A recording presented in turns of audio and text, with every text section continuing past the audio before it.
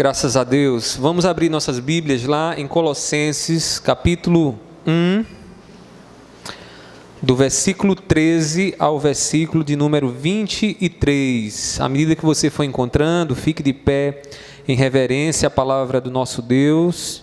Colossenses, capítulo 1, do versículo 13 ao versículo de número 23. Irmãos, hoje nós começaremos uma série de exposições aqui nesse trecho das Escrituras, que é um dos textos muito enfático em relação à pessoa do nosso Senhor Jesus Cristo. Então nós começaremos hoje, não exporemos toda a passagem, mas os irmãos já fiquem desejando, ansiosos, no bom sentido da palavra, pela exposição que virá na próxima semana, tá bom? Então, hoje nós começaremos e terminaremos, provavelmente, na próxima semana, esse sermão, tá bom? Então, Colossenses, capítulo 1, do versículo 13 ao 23.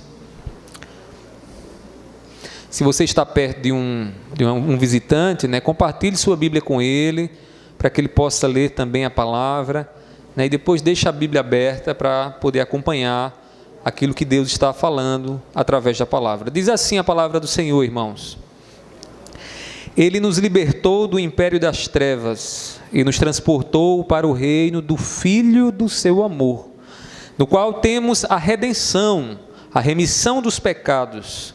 Este é a imagem do Deus invisível, o primogênito de toda a criação, pois nele foram criadas todas as coisas, nos céus e sobre a terra, as visíveis e as invisíveis, sejam tronos, sejam soberanias, quer principados, quer potestades, tudo foi criado por meio dele e para ele. Ele é antes de todas as coisas, nele tudo subsiste. Ele é a cabeça do corpo da igreja. Ele é o princípio, o primogênito de entre os mortos, para em todas as coisas ter a primazia, porque aprouve a Deus que nele residisse toda a plenitude e que, havendo feito a paz pelo sangue da sua cruz, por meio dele reconciliasse consigo mesmo todas as coisas, quer sobre a terra, quer nos céus.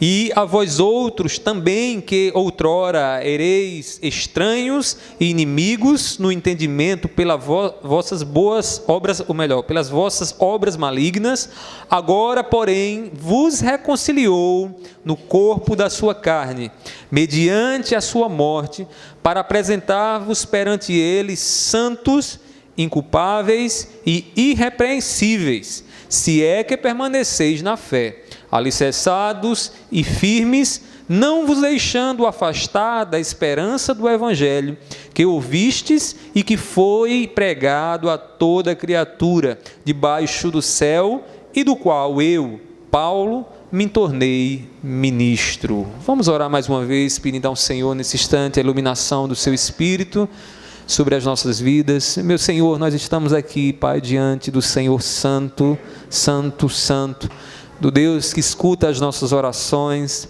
do Deus que fala aos nossos corações por meio da Tua Palavra. Pai, confessamos a nossa fraqueza, a nossa pequenez em compreender a Tua Palavra. Tu sabes que o nosso coração não é naturalmente disposto a obedecer o que o Senhor nos fala, e é por isso que nós oramos a Ti nessa noite, que o Senhor nos ajude. Que o Senhor nos ajude a ouvir a Tua Palavra, a nos alegrar com a bênção do Teu Filho, e sairmos daqui, Deus, fortalecidos na nossa fé. Pai, eu Te peço assim, e eu sei que Tu és Deus bondoso, o Deus que nos escuta e o Deus que nos ilumina. Assim eu Te peço, em nome do Teu Filho amado Jesus. Amém, amém. Irmãos, nós começaremos hoje a falar sobre a importância do conhecimento de Cristo Jesus. Se perguntássemos à nossa geração hoje, quem é Jesus para você? O que é que você diz de Jesus? Irmãos, eu presumo que nós teríamos pelo menos duas categorias de respostas. Se perguntássemos à maioria dos cristãos dos nossos dias, quem é Jesus, é possível que uma das categorias de respostas que receberíamos seria a seguinte: que Jesus é a ponte para um desejo do coração.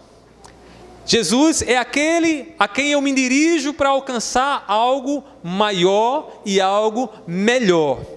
Jesus se torna dessa forma uma ponte, alguém que eu clamo e que eu peço a Ele, não por Ele ser bom, não por Ele ser o meu Salvador, mas por Ele me possibilitar e Ele poder me abençoar com outras coisas que talvez sejam melhor do que Ele. Outra categoria de resposta provavelmente seria a do Jesus moralista. Se você perguntar a muitos dos cristãos dos nossos dias quem é Jesus, alguns vão dizer o seguinte: Jesus é aquele que nos diz como é que nós devemos nos comportar, como devemos nos vestir, para que Ele possa nos salvar. Dessa forma, transformam então a salvação no resultado daquilo que nós fazemos e não no resultado da graça de Deus, do favor de Deus que nos abençoa dos céus. Irmãos, nenhuma dessas categorias nós encontramos, nas Escrituras para identificar quem é Jesus. Jesus nem é uma ponte para que possamos alcançar algo melhor do que Ele, e nem Jesus é um moralista que veio aqui a este mundo para nos dar uma série de regras para que nós possamos confiar nessas regras, nesses costumes e então alcançar alguma salvação da parte de Deus. Jesus não é nada disso. E a partir de hoje eu espero que você possa, ao refletir comigo aqui nas Escrituras, entender quem é Jesus e a importância desse conhecimento para a sua vida e para a minha vida. No texto que nós lemos aqui de Colossenses, nós encontramos aqui Paulo dando algumas palavras à igreja em Colossos. Paulo não escreve ao acaso essas palavras são dadas a uma igreja que estava passando por algumas dificuldades de cunho doutrinário. Havia dentro daquela igreja, irmãos, uma seita terrível chamada de gnósticos. Os gnósticos ensinavam culto a anjos, ensinavam que Jesus não era Deus, que Jesus era apenas uma manifestação de Deus, porque Deus não poderia ser um ser humano. E Paulo, preocupado com esse falso ensino que estava ali tentando ser infundido, colocado no coração da igreja, ele escreve então a epístola ou carta de Colossenses para instruir a igreja e mostrar àquela igreja que o verdadeiro culto deve ser dado a Cristo Jesus, que Cristo Jesus é alguém excelente porque Ele é Deus, toda a plenitude de Deus habita nele. Ele foi o primogênito da criação. Então Paulo sai instruindo aquela igreja e dando orientação àquela igreja acerca de Jesus Cristo. E aí nós aprendemos aqui, irmãos, que em Cristo está a excelência da revelação de Deus. O que é que isso quer dizer? Isso quer dizer o seguinte, que se você quer saber quem é Deus de verdade, você não tem que ir para casa, se trancar num quarto e ficar esperando que alguma coisa de extraordinária lhe aconteça. Você precisa olhar para Jesus, conhecer a Jesus, e quanto mais você conhece a Jesus, mais você conhece a excelência de Deus. Quanto mais você conhece a Cristo Jesus, quanto mais você se aproxima dele, você conhece Deus de forma mais íntima. E isso é tremendo, irmãos. Para aquela época, muitos judeus que conheciam a lei do Senhor, a história do seu povo, sabiam que a manifestação de Deus era sempre uma manifestação de um Deus distante. Porque nas vezes em que Deus se manifestava ao seu povo, o seu povo, por exemplo, não podia se achegar até ele, porque caso se achegassem, morreriam, como foi o caso na manifestação lá no Sinai.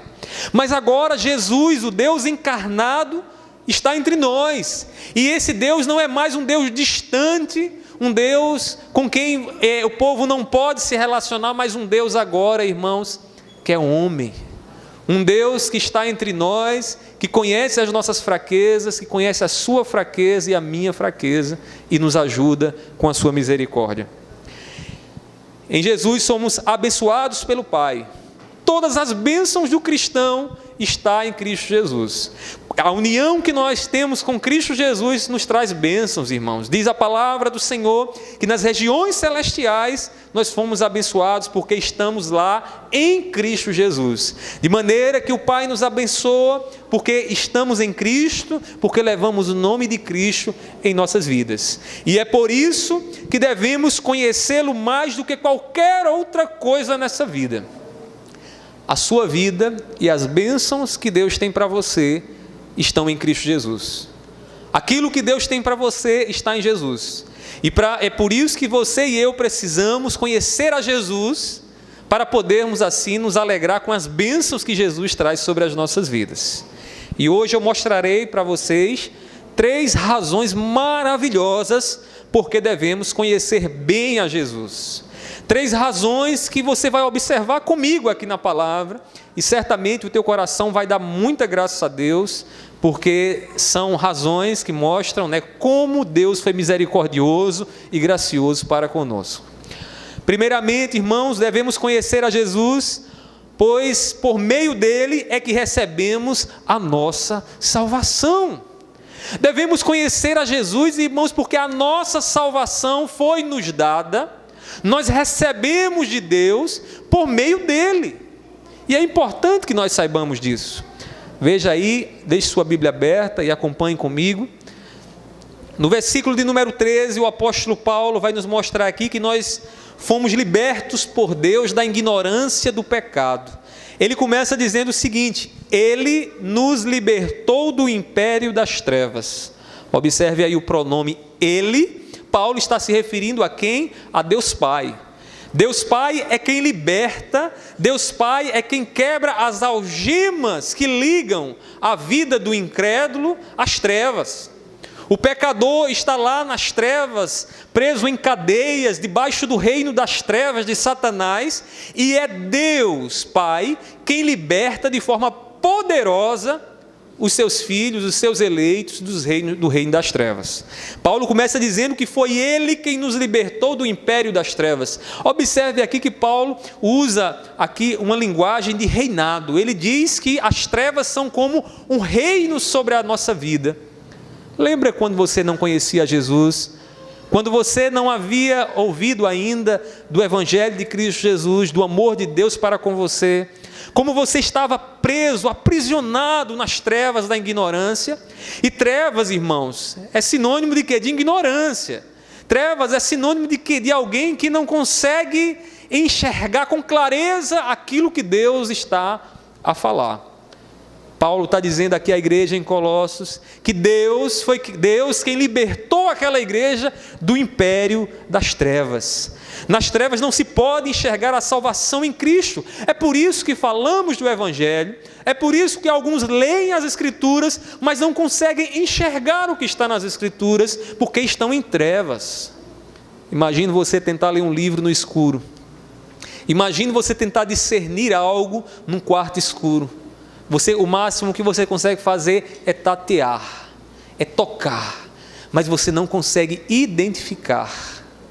Irmãos, Paulo está dizendo que Deus, de uma forma maravilhosa, de uma forma soberana, foi Ele quem nos libertou do império das trevas, foi Ele quem nos arrancou daquele estado de ignorância que vivíamos outrora, quando estávamos vivendo para nós mesmos e achando que estávamos vivendo a melhor vida que alguém poderia viver. Deus enviou o seu Filho para nos arrancar da escuridão do pecado e nos colocar na sua luz. E na luz, irmãos, nós podemos enxergar. Na luz nós podemos ver com clareza o que Deus deseja falar aos nossos corações. Aqueles que têm o Espírito Santo de Deus vivem na luz. Eles estão capacitados, eles são aptos para discernir o caminho de Deus, que agrada a Deus, e o caminho das trevas. Aqueles que estão na luz são aptos para enxergar o amor de Deus na cruz do Calvário. Eles não só olham para a cruz e veem um homem que morreu de forma injustiçada, mas veem na cruz do Calvário a prova do amor de Deus para com ele. Irmãos, quando nós estamos na luz, nós olhamos para Jesus e vemos com clareza, irmãos, tão grande amor Ele teve por nós. Quem morreu por você, quem se entregou por você como Jesus se entregou. Quando estamos na luz, enxergamos com clareza, irmãos, como foi grande o amor de Deus para conosco. Quem está nas trevas, irmãos, não consegue perceber isso.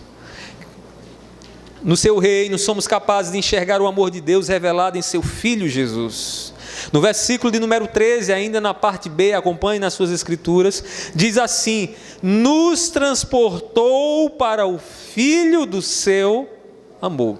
Paulo está dizendo o seguinte, que quando Deus nos salvou, Ele nos pegou das trevas e nos transportou, nos colocou em uma outra posição, e nessa outra posição Ele diz que é o reino do Filho do seu amor.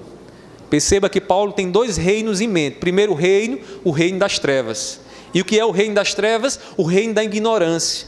O reino onde alguém está lá, você mais não, porque você tem o Espírito Santo de Deus, a não ser que você ainda não conheça a Cristo Jesus. Mas você que está lá, ou quem está lá no reino das trevas, é o reino da ignorância, que não conhece a Jesus, que não consegue ver o amor de Deus em seu favor. Mas quando nós estamos no reino do Filho do seu amor, nós identificamos em Cristo Jesus o Filho de Deus. Nós identificamos em Cristo Jesus, irmãos, a maior demonstração de amor de Deus para conosco.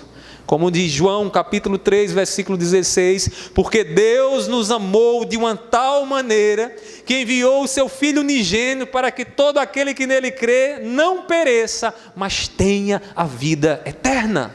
É nesse reino, irmãos, que nós entendemos com clareza como Deus nos ama. É nesse reino, irmãos, que o nosso coração se enche de alegria por saber que temos um Deus, irmãos, que se entregou em favor das nossas vidas. E é por esse Deus que vivemos, irmãos. Em Cristo Jesus, o preço pelo pecado foi pago. Veja o que diz o versículo 14, diz assim, versículo de número 14: no qual temos a redenção, a remissão dos pecados. Veja aí que ele está dizendo, no qual temos a redenção. No qual quem? No Filho de Deus. A redenção, essa é uma expressão era usada para o valor que se era pago pelo escravo, quando ele estava ali, sendo vendido. Então, um escravo que era resgatado no mercado, era pago por ele o preço da redenção. O que Paulo está dizendo aqui, e o que Deus está dizendo aqui, irmãos, é que através do Filho do amor de Deus, através de Cristo Jesus, o preço pela sua vida, o preço da tua redenção, redenção essa que te traz o perdão dos teus pecados, foi pago por Cristo Jesus. Irmãos, o Jesus que nós conhecemos é o Jesus que nos salva. É o Jesus que Deus nos deu para provar o seu amor para conosco. É o Jesus, irmãos, que Deus nos deu para pagar o preço em favor das nossas vidas. Ele é o nosso Salvador. O pecado, ele nos cega para o amor de Deus. Infelizmente, irmãos, o pecado, ele simplesmente não nos deixa perceber o amor de Deus no nosso coração. Até sabemos com a mente, até cantamos algumas músicas que falam de Jesus, até fazemos orações e dizemos em nome de Jesus, porque os crentes fazem isso, porque muita gente faz isso. Irmãos, o pecado ele nos cega para entender o amor de Deus. E eu vou lhe dizer mais algo: se você não entender o amor de Deus, você não vai entender a razão pela qual você deve viver de forma agradável a Deus. Porque nós não vivemos de forma agradável a Deus ou em santidade para receber de Deus alguma paga pelas nossas obras. Como se vivendo retamente, corretamente, de forma íntegra, Deus agora fosse nos abençoar porque vivemos assim. Isso não é graça de Deus e não é isso que a Bíblia ensina. O que Deus nos ensina é um relacionamento de graça. Agora, quando nós entendemos o amor de Deus por nós, irmãos, É este amor quem gera em nós o desejo de viver para Deus. É compreendendo o amor de Deus que Deus tem por nós, o amor que Cristo teve por mim, que o meu coração é motivado a viver para Ele. É o amor que nos comprou, é o amor que nos resgatou. Agora, o pecado que está no coração, ele cega, ele coloca venda nos olhos para que os homens não enxerguem o amor de Deus em seu Filho Cristo Jesus, e assim não alcancem a salvação, e assim não recebam, melhor dizendo, de Deus a salvação. Irmãos, o homem sem luz de Deus vive nas trevas buscando um sentido para a vida. Quantas pessoas não estão vivendo neste momento na cegueira do pecado? Alguns vão nesse momento, nos fins de semana, para as festas e enchem sua cara de bebida, e enchem sua cara de droga, para tentar fugir da realidade, porque no fundo, a vida para eles não tem tanto sentido. Ou o sentido que eles tentam viver e colocar sobre a vida é um sentido muito passageiro, que vai logo se acabar. É um sentido que não dura, só dura o momento em que o efeito daquela droga está sobre a vida dele. E aí ele percebe que a vida não tem tanto sentido assim. Irmãos, aqueles que foram libertos da ignorância e da cegueira espiritual podem viver livremente no amor de Cristo. Sabe quem são esses? Eu e você. Sabe quem são esses? São aqueles como eu e você, que nos rendemos a Jesus, que recebemos do Pai a salvação no seu Filho. E Paulo está dizendo aqui que Deus nos deu o seu Filho para nos redimir, para pagar o preço pelos nossos pecados. O Jesus a quem nós adoramos é este Jesus, que não é uma ponte que nos leva para algo melhor. Ele é tudo de melhor que poderíamos receber. Ele é tudo, o maior e o melhor presente que Deus poderia nos dar. Jesus Cristo. Ele não é ponte. E nem é um moralista que nos ensina alguns comportamentos bonzinhos para podermos assim agradar a Deus. Irmãos, além de receber a nossa salvação em Cristo Jesus, o apóstolo Paulo, ele vai nos mostrar também aqui outra razão, que nós devemos conhecer a Jesus porque por meio dele encontramos o propósito para a criação. Por meio de Cristo Jesus nós podemos olhar para a criação, incluindo eu e você, nós como seres humanos, e encontramos o sentido para a vida. Encontramos a resposta para a pergunta: por que que eu estou aqui? Por que que eu estou aqui nesse mundo? Qual o sentido de eu estar aqui? Será que eu vou passar 70, 80, 90 anos, depois vou morrer e acabou? É tudo isso a vida? Jesus vai nos dar um sentido para a vida, ou melhor, vai nos dar o sentido para a vida, né? Jesus é o sentido para o qual toda a criação deve caminhar. Veja o que diz o versículo 15, irmãos. Paulo vai nos mostrar isso aqui no versículo 15. Ele diz assim: Este aqui, viu, é Jesus, tá certo? Este é a imagem do Deus invisível, o primogênito de toda a criação. Então Paulo começa a mostrar quem é esse Jesus. Ele vai dizer que Jesus é a imagem do Deus invisível. Ou seja, Jesus traz em si o próprio Deus. Jesus revela, Jesus descobre aos nossos olhos quem é Deus. E ele diz mais, que ele é o quê? O primogênito de toda a criação. Sabe o que quer dizer isso? Ele é o filho mais velho dos filhos de Deus. Ele é o filho mais velho dos filhos de Deus. Você é filho de Deus, eu sou filho de Deus, mas Jesus, irmãos, foi o primeiro, o primogênito. O primeiro gerado de Deus. E ele diz aqui, o primogênito de toda a criação. Irmãos, na mentalidade judaica, isso significava o seguinte: na mentalidade judaica, aqueles que nascem primeiro, os filhos mais velhos, têm proeminência sobre os que virão depois. Então, se você, por exemplo, estivesse dentro do judaísmo, se você fosse o filho mais velho, você iria receber uma série de direitos, né, que os seus irmãos mais novos não receberiam. Inclusive a responsabilidade de, na morte do pai, liderar a sua casa. Então, para um judeu, era assim que funcionava. Quando Jesus se refere aqui dizendo que Jesus é o primogênito, ou melhor, quando Paulo se refere dizendo que Jesus é o primogênito, ele está dizendo aqui o seguinte, que Jesus tem proeminência sobre todos aqueles que Deus tornaria seus filhos. Isso quer dizer o seguinte, que Jesus é o cabeça, que Jesus é aquele de maior autoridade entre os irmãos, entre os seus irmãos, porque ele foi o primeiro a ser gerado da criação. Para você tentar entender isso de forma mais concreta, imagine o seguinte, que Deus, lá na eternidade, antes que o mundo viesse a existir, Deus já havia criado Jesus. Jesus já existia, eternamente. Quando Jesus nasce em Maria, Jesus entra na nossa realidade, mas ele já existia, não com o nome de Jesus, mas como o verbo, o princípio, ele estava lá no Pai. Quando ele nasce em Jesus, então ele se torna alguém de carne e osso e vem habitar entre nós, mas ele já estava gerado. Ele já estava gerado. Antes de Adão e Eva, antes de Satanás, antes dos anjos, Jesus já existia. Ele é o primogênito da criação, de maneira que todos os seres criados, irmãos, devem reverência e obediência ao primogênito da criação.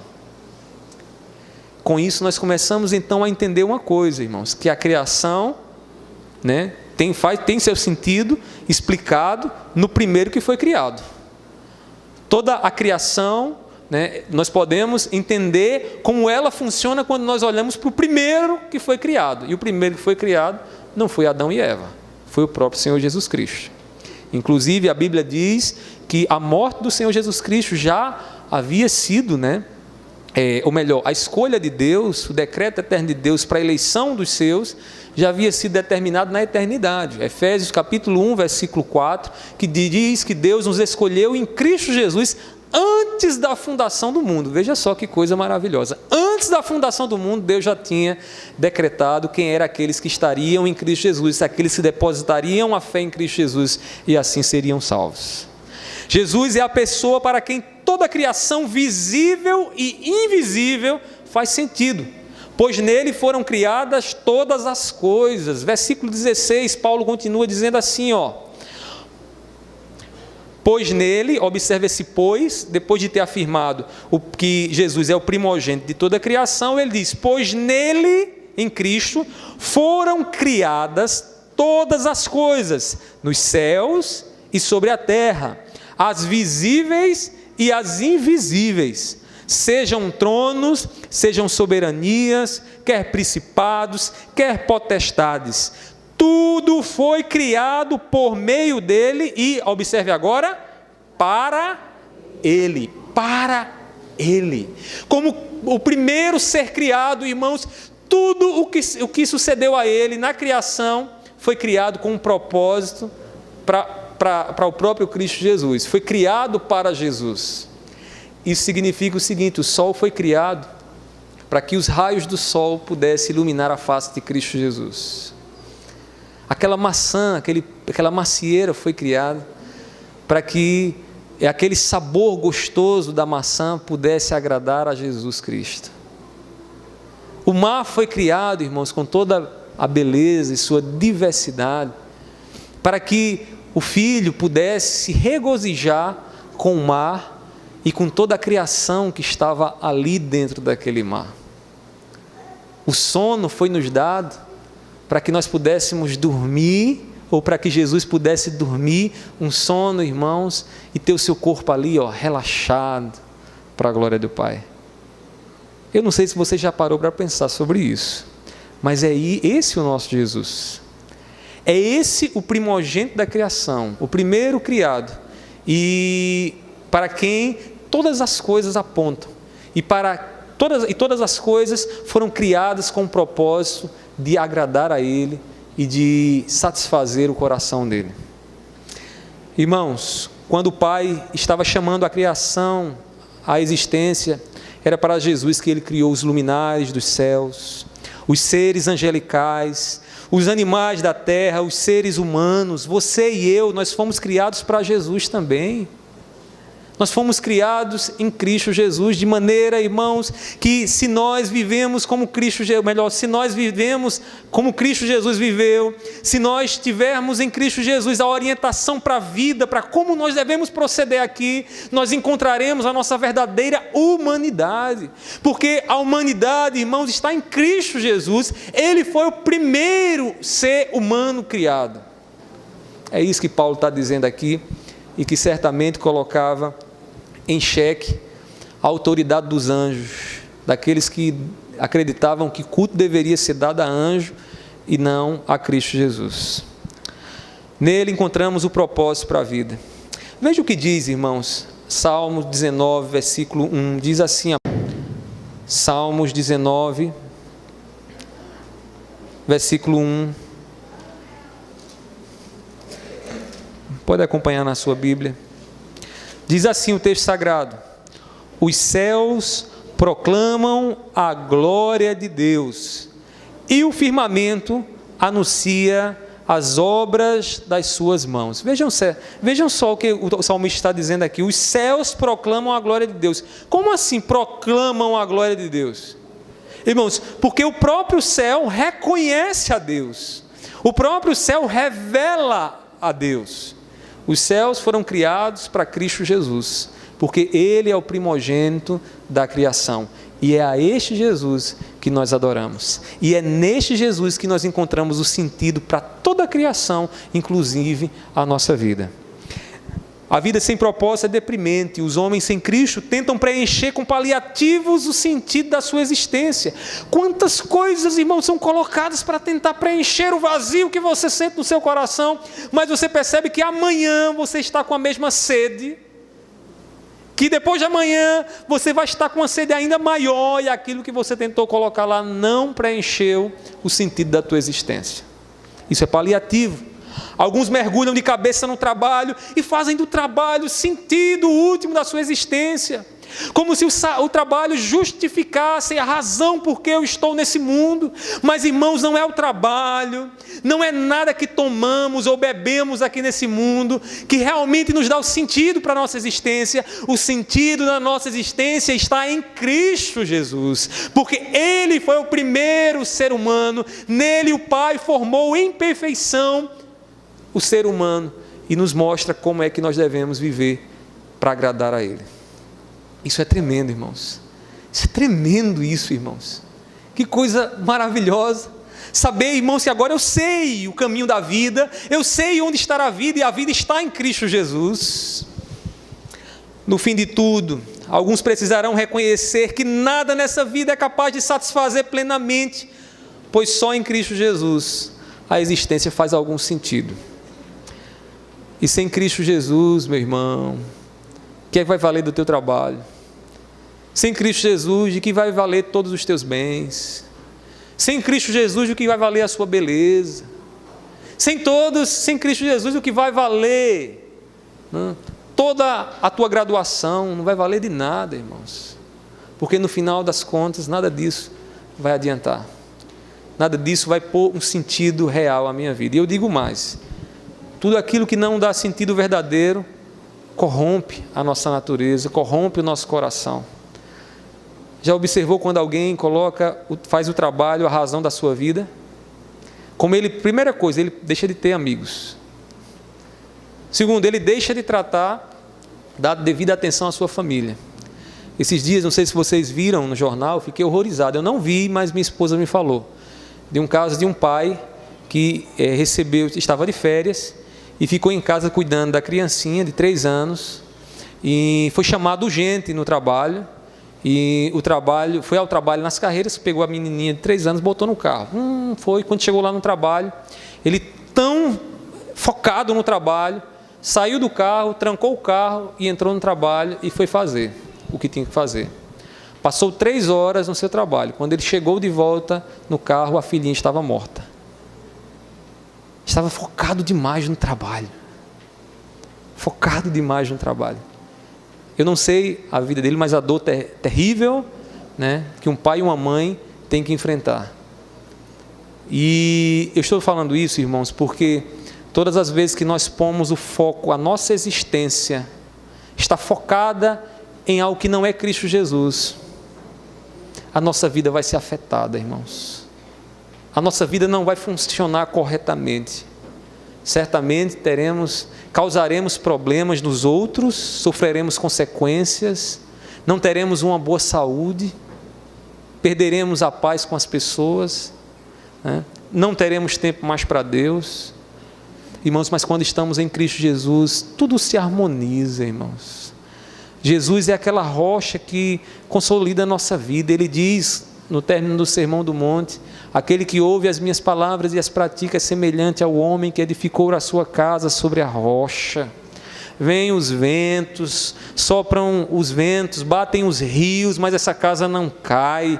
Sabe por quê? Porque ela está harmonizada em Cristo Jesus, porque ele encontrou o sentido da vida verdadeira que está em Cristo Jesus, porque Jesus foi o primeiro homem, o primogênito da criação, criado por Deus em perfeição, para que nós pudéssemos agora olhar para ele e dizer: agora eu sei como é que eu devo viver.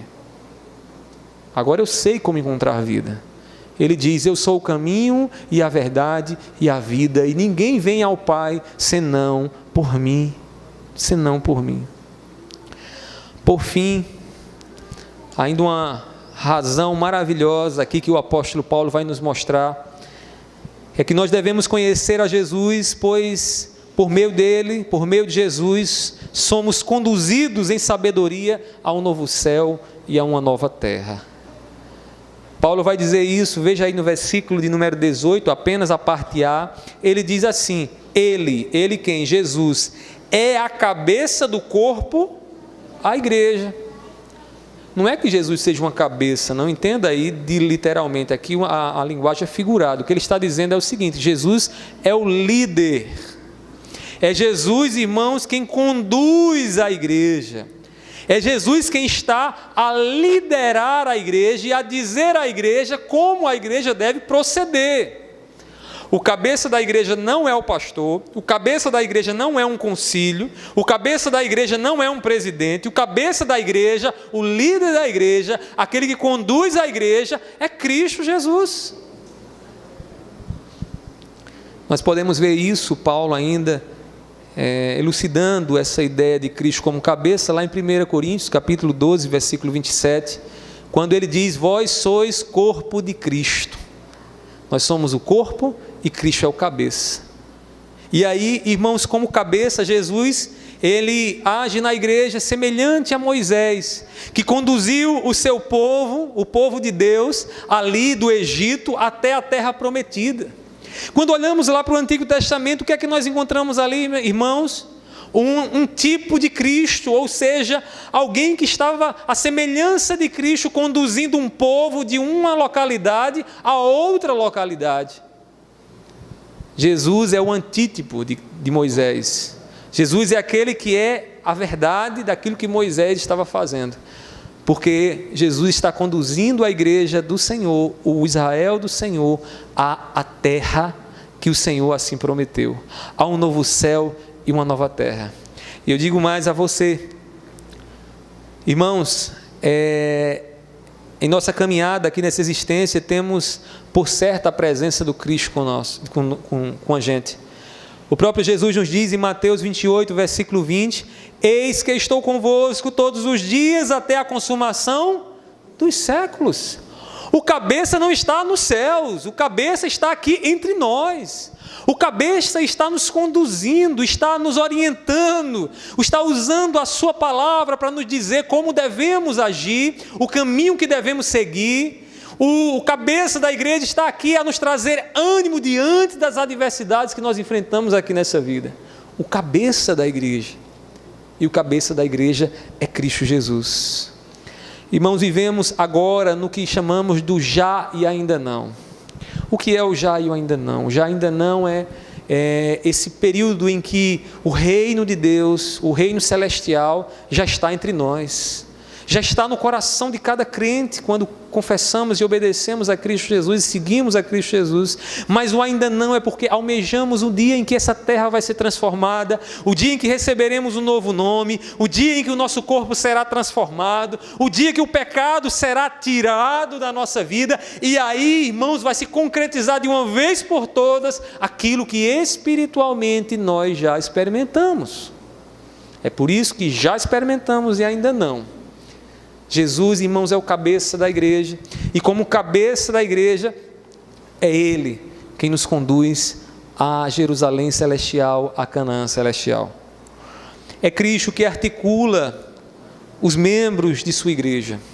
Nós somos membros, como um corpo tem vários membros, e a cabeça, né, é onde está ali todas as informações, todas as ordens são seguidas a partir da cabeça, né? A semelhança disso é Jesus.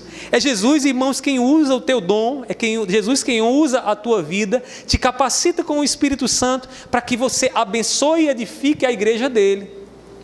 É Jesus quem move você em direção a ajudar aqueles que precisam da tua misericórdia e da tua compaixão.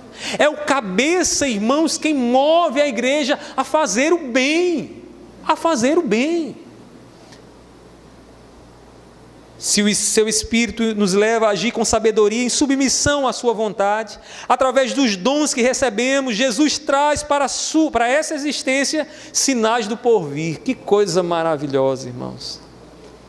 Você imagina o seguinte, que você tem um dom de profetizar, de pregar a palavra de Deus, ou melhor, o dom de amar, que é um dom que vai ser eterno, né? Deus te deu esse dom através do Espírito Santo. Todos os dias você está se doando e se entregando a alguém em nome de Cristo Jesus. Todos os dias você está abrindo mão da sua vontade, abrindo mão da sua posição e abençoando a vida de outras pessoas através da tua renúncia. Você está amando. Você está amando. Agora, sabe quem é que gera isso no teu coração? Sabe quem é que coloca a motivação para você fazer isso por amor a Cristo Jesus? É o cabeça que age na igreja. É aquele que todos os dias, quando você pela manhã se acorda e lê a palavra, ele te dá direção e diz o que você precisa fazer. É aquele que abre o teu entendimento para que você leia a palavra e saiba como tratar o teu irmão e saiba como adorar a Deus. É este o cabeça que age, que articula os membros, que somos nós, a igreja de Cristo Jesus. Certa vez eu conversava com alguém que dizia para mim: pastor, eu queria muito ver Jesus. Queria muito ver Jesus, saber como é que Jesus era. Aí eu disse a ele o seguinte: vá para a igreja, para uma igreja cristã, e você vai ver Jesus lá. Sabe por quê, irmãos? Porque o corpo de Cristo Jesus é Jesus na terra. E sabe quem é o corpo de Cristo Jesus? Exatamente, é você e é eu. O corpo que tem um cabeça. O corpo, irmãos, que controla cada membro do seu corpo. E esse é Cristo Jesus. Vale dizer aqui que qualquer membro que não atue segundo a cabeça não é membro. Ou então está morto, paralisado, né? Paralisado. Porque um membro que está no corpo de Cristo e a cabeça diz age, ele age. Irmãos, é Cristo quem articula os membros da igreja, e nós somos a igreja do Senhor. Ele é o cabeça que lidera, orienta e cuida de cada um dos membros do corpo, que é a igreja. Ele cuida de você, meu irmão. Se você é membro do corpo de Cristo, saiba que o cabeça, irmãos, ele zela por você. É Ele quem te dá direção, é Ele quem te orienta, mas é Ele também que sabe do cuidado que você precisa.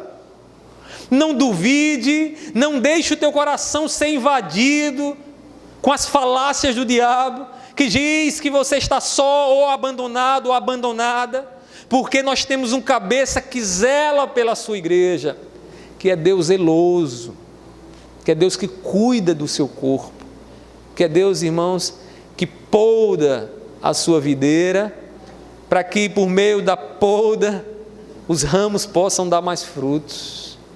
Mas é o Deus também que lança fora aqueles ramos infrutíferos e que só prestam para ser lançados no fogo. É assim que Jesus nos diz, é assim que Jesus trata o seu corpo. Amém, irmãos? Esse cabeça nos conduz a um novo céu e a nova terra, que nós já estamos nele, mas ainda não. Já estamos porque espiritualmente estamos aqui vivendo debaixo da sua vontade, ainda não porque aguardamos a promessa, o cumprimento final do que ele nos diz. E Jesus, irmãos, devemos conhecer Jesus, porque ele é o propósito da criação. Quando eu conheço a Jesus, eu sei para onde eu vou, eu sei como me conduzir, eu sei a vida que eu preciso ter, porque eu olho para Jesus e vejo nele, o primogênito da criação, toda a orientação que eu preciso. E eu preciso conhecer a Jesus, porque Jesus é meu Salvador. Porque não há salvação em nenhum outro, senão em Cristo Jesus. Não há salvação na religiosidade, não há salvação em frequentar a igreja apenas, não há salvação em cantar música de crente, não há salvação em se vestir como crente, não há salvação em se comportar como crente. Só há salvação pela fé em Cristo Jesus. E Paulo vai nos mostrar que este é o Jesus a quem nós adoramos. Que este é o Jesus, irmãos, que está acima de anjos e que os gnósticos não compreendiam e que os gnósticos não aceitavam, mas que é o Deus adorado pelos verdadeiros cristãos que somos nós. Quem é Cristo para você? Que resposta você dá? Será que Jesus para você é um moralista, como eu falei? Será que Jesus é para você apenas um meio que te traz à igreja para tu pedir algo a Ele, porque quando Ele te der você vai abandonar Ele, você vai fugir dEle? Quem é Jesus para você? O que nós acabamos de ouvir nessa noite, irmãos, da palavra de Deus, é a revelação de que Jesus é o Rei do universo, que todo o universo proclama a glória dEle, que todo o universo reconhece que Ele é o Deus do Deus, que todo o universo reconhece que Ele é santo, santo, santo. É isso que o universo reconhece e que nós, como seu povo, reconhecemos nessa noite. Parafraseando o que diz o profeta, conheçamos e prossigamos em conhecer Cristo Jesus. Conheçamos, irmãos, e prossigamos, porque o nosso Deus é grande, é infinito, é profundo. Que Deus nos ensine a amá-lo, que Deus nos ensine a conhecê-lo todos os dias. Ele é o conhecimento mais importante que você precisa ter nessa vida. Que Deus nos abençoe, que o seu Espírito nos ilumine em nome de Jesus. Amém? Curva sua cabeça, vamos fazer uma oração nesse momento em nome de Jesus.